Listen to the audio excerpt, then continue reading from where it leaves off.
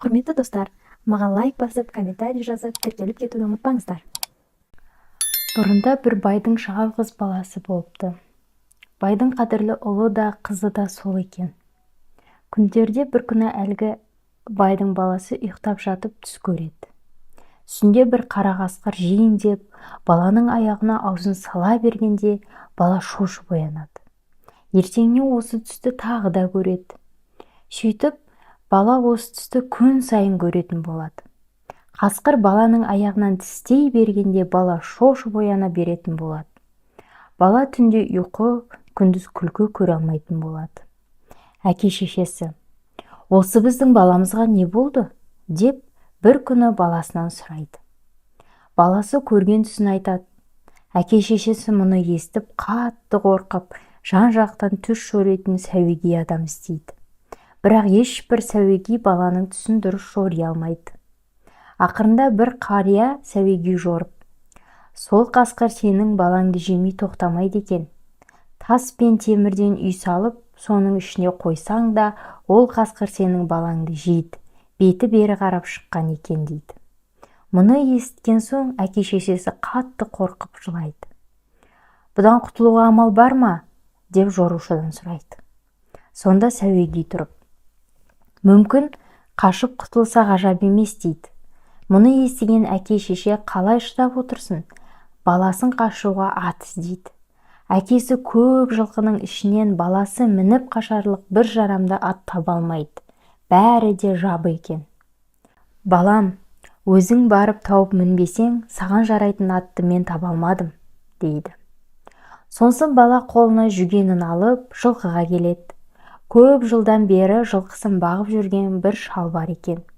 Соған көрген түсін айтып: "Қашып құтылатын маған бір ат тауып берші" дейді. Сонда шал тұрып: "Шырағым, мен осы жылқыны баққаныма көп жыл болды. Сені құтқарарлық жүйрік ат бар деп айта алмаймын. Бұл жылқының бәрі де жабы. Жалғыз-ақ осында бір кербесті бар. Оның жабағы күніндегі өлі жүні әлі үстінен түскен жоқ. Қыры баларға қызылы жоқ. Жөнді от оттамайды. Бауырынан жарайды да жүреді. Одан үміт қылатыным, түнде жүргенде тұяғынан от шығатын еді. Мен білсем, кербестіден басқа жылқы құтқара алмас. Қас тұлпардың баласы аз оттап, көп жусайды, асыл тектің баласы аз сөйлеп, көп тыңдайды" дегендей. Сенің бағыңа тұлпар болып шықса ғажап емес. Не болса да кербесіні ұстап мін" дейді. Бала кербесіні жүгендеп, үйіне алып келіп, әке-шеше ел жұртымен қоштасып жолға шығады. Бала жүріп келеді. Кербесіні басы ауған жағына қарай еркіне қоя береді. Осымен бірнеше күн жүрді. Bir күні бала артына қараса, көз ұшында бір шаң көрінеді. "Ал мені жейтін қасқыр осы болар ма?" деп жүрегі алып ұшып, кербесінің бауырына қамшыны сипай береді. Бұрынғыдай емес, кербесті де бірнеше күн жүрген соң, өлі жүнін тастап, басын жерден көтеріп, оқытаудай болып ширатылып, созылып, аяғын пысық басып, көсіле бастады. 3 күннен соң артына қараса, манағы шаң жақындап қалған сияқты. Шаң жақындаған сайын кербесінің шабысы да ширайды. Осылай шаңды ертумен тағы 2 күн шапты. Bir мезгілде артына қараса, шаңнан бір қара созылып шығып тартып келеді екен. Балада зәре жоқ. Анда-санда кербесінің көзін сүртіп қояды. Қара жақындап дүбірі де естілген сайын кербесті құс ұстай ұшады. Кербесінің жүрісіне бір ғана ұшқан құс болмаса, ешбір хайуан баласы еріп болар емес. Кербестіден басқа жылқы болса, келе жатқан қара әлде қашан қуып жеткендей. Кербесті кербестілігімен ғана баланы қуып келе жатқан ажалға бермей, алып ұшып келе жатыр. Қараны осылай артына салумен кербесі тағы бір күн жол жүреді. Бала артына бұрылып қараса, бұларға көрінген жақындап қалған екен, қуып келеді екен. Көз тоқтатып қарауға баланың жүрегі тоқтамады. Кербесінің көзін сүртіп, бауырына қамшыны сипап ұрумен болды. Жақындағанын білген сайын кербесті өршеленіп шабумен болады. Кербесінің осы кезде шабысына көз тоқтатып болмайтын еді. Бір уақытта бала артына бұрылып қараса, айтқандай түсінде көрген қара қасқыр тілі сала-құла шығып кеткен сілекейі шұбырып, жағын керіп, аузын арандай ашып, құлаштап ұрып келеді екен. Мұны көрген жан алатын Әзірейіл артынан қуып жеткендей көрді. Жалғыз менен басқа рақым етер ешкім жоқ қой, дегендей кербесті ұшқан құстай алып келеді. Қара қасқыр баланы жеуге құмартып, сілекейін шудадай созып, тілі аузына сыймайды. Шынымен-ақ осы иттің аузына түсіремін бе? Дегендей кербесті жануар жан ұшыруда. Қара қасқыр алуға, кербесті алғыз басқа екеуі таласып келеді. Осылай таласумен шабыс ілгері тағы да ысырылап береді. Жақындаған сайын адамның иісі қара қасқырдың мұрнын жарып барады. Иісі мұрнына барған сайын жерік асына құмары артып, қара қасқыр сілекейін ағызып, ілгері ұмтыла түсіп, арс-арс етеді. Өмір бойы бір шек болып, қатып қалған жануар кер тұлпар да қасқырдың дүбірін естіген кезде дүбір-дүбір етіп, ытып-ытып кетеді. Осы таласқа, осы шабысқа жалғыз кербесті болмаса, төрт аяқты жануардың ешбірі де шыдап болар емес еді. Қара қасқырдың аузына жерік асын түсірмей, баланы ажалдан құтқарғалы алып келе жатқан кербесінің бұл жүрісіне сүйсінбейтін жан болмас. Апырай, жетті-ау, етегімнен алды-ау деп бала жан дәрмені қалмай, мойнын бұрып артына қараса, қасқыр құйрық тістесіп жетіп-ақ қалған екен. Екі көзі қып-қызыл от сияқты, үлкендігі тайыншадай қара қасқыр екен. Арс-арс етіп, өршеленіп, аузын салғалы ұмтылып қояды. Шынымен-ақ мынаған жем болдым-ау, деп бала өкіріп жылап жіберді. Баладан ес те кетті, зәре де кетті, аттың көзін сүртуге шамасы келмеді. Қамшыны әлсін-әлсін артына сілтеумен болды. Енді өлдім ғой, қара қасқырдан құтыла алмадым ғой, енді не қайран қылайын деп баланың жаны алқыма тығылады. Жануар кербесті де қажиын деді. Өзінен ешбір дәрмен жоқ. Аттың көзіне тер құйылып, кербесті де қиналуға айналды. Атаңа нәлет қара қасқыр тақымдасып, аузына әне салдым, міне салдым деп келеді. Бала мен қасқырдың тұмсының арасы бірақ сүйем қалды. Ауызды көміп, тұмсықты қандап, бытыр-бытыр шайнап, жерігімді бассам екен деп құмартып, қасқыр мойнын созып тағы арсылдады. Мезгіл сабақтас. Дәл осы сағатта 1 минуттық өмір балаға 1000 жылдай көрінді. Жалғыз кербестіден басқа балаға болсарлық жақында ешкім жоқ. Кербесінің көзіне тер құйылып келеді. Енді жем болдым ғой деп, бала жаннан үміт үзді. Көз алдына өмір емес өлім елестеді. Қара қасқыр ауызды енді сала бергенде, кенеттен маңқ етіп үрген бір иттің даусы естілді. Иттің даусы естілгенде қасқыр кідіріңкіреп қалды, кербесті ілгері басып кетті. Атаңа нәлет қара қасқыр соңына тағы түсті, тағы да жетті. Ауызды тағы сала бергенде, маңқ етіп үрген иттің даусы тағы естілді. Қасқыр кідіріп қала берді, кербесті ілгері асып тарта берді. Не керек қара қасқыр қоймады, тағы да қуды, қуа-қуа тағы жетті. Жетіп енді ауызға сала бергенде, бағанағыдай емес, жақынырақ жерде маңқ етіп ит тағы да үріп кеп қалды. Иттің мына даусы естілгенде, қара қасқыр пышақ кескендей тоқтады да қалды. Баланы алып ұшып кербесті ілгері ұша берді. Сол шапқаннан шауып отырып, ми далада отырған жалғыз үйге келіп жетті. Үйдің алдына келіп, кербесті кілт тоқтай қалды. Ат тоқтай қалғанда бала анадай жерге ұшып түсті. Есі жоқ жатыр. Жатқан баланың қасына бір ит келді. Үлкендігі тайыншадай, алқымы даладай, екі құлағы тебігіндей, екі көзі қып-қызыл, екі езуі салбыраған ұзын тұмсық, жүндестеу келген қара ауыз көк ит екен. Баланы иіскеп қасына жетті. Бір уақытта үйдің адамдары көріп, бұл не қылған жан екен деп үйге алып кірді. Бірақ балада еш жоқ, сұлқ жата берді. Кешке жақын үйдің иесі келді. Жасы 26-27 шамасында, еңге зердей ұзын бойлы, екі жағына екі кісі мінгендей, қақпақ жаурын, ат жақты, көзі өткір, түсі суық, қара сұр жігіт екен. Келген жерден, Неше байдың баласысың ба? Деп сұрай бастады. Бала көргенін бастан аяқ айтып берді. Сені қуған қара қасқыр адамға жерік еді. Ол қасқырдың сырттан еді. Сені алып қашқан кербесті жылқының сырттан еді. Қара қасқырдың саған жерік болатынын кербесті құлын күнінде білді. Егер сол қасқырдың сырттаны келетін күн болса, сені алып қашсам-ау деумен жүруші еді. Соны арман қылып өмір бойы өзін өзі жаратты. Аз оттап, көп жусады. Үстінен өлі жүні түспеді. Ақыр алып қашқан екен, кербестіден басқа жылқы болғанда қасқырдың аузына түсіп едің. Мынау жатқан қара ауыз иттің сырттан еді.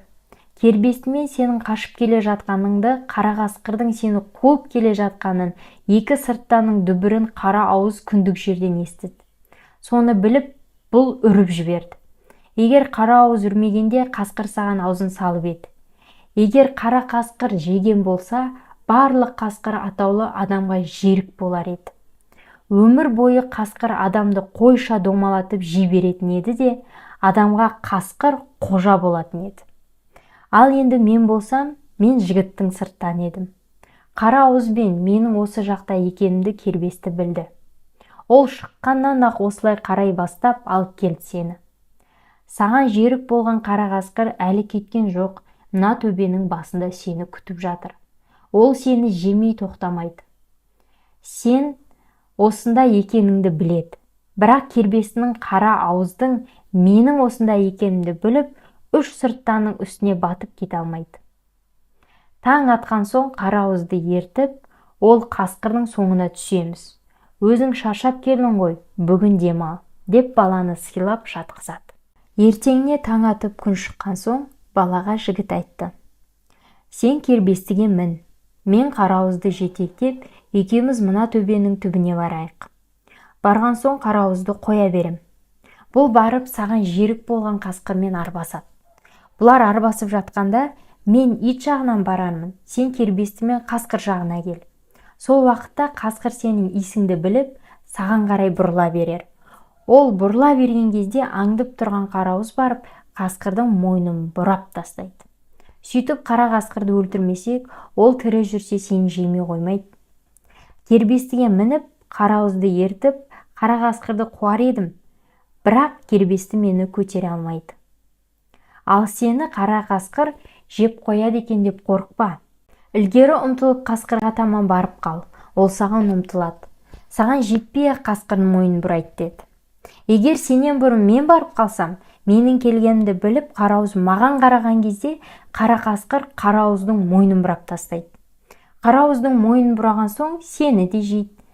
Сені жеген соң, бүкіл қасқыр адам атаулының бәрін жейді.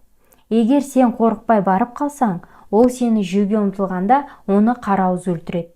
Қайтсең де қасқыр жақта менен бұрын бар, қорықпа, деп әбден үйретіп келеді.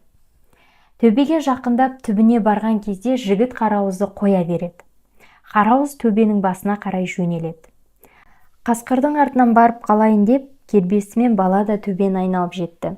Жігіт иттің артынан ақырын жүгіріп келеді. Қара ауыз төбенің басына жеткенде қасқыр да оны көріп қалды. Екеуі бірін-бірі көрген соң жүндерін тікірейтіп, көздерін біріне-бірі қадап, ырылдасты да жатты. Екеуі сырттан бірін-бірі ала алмай, ырылдасып арбасумен жата берді. Бірінің қозғалғанын бірі байқайды.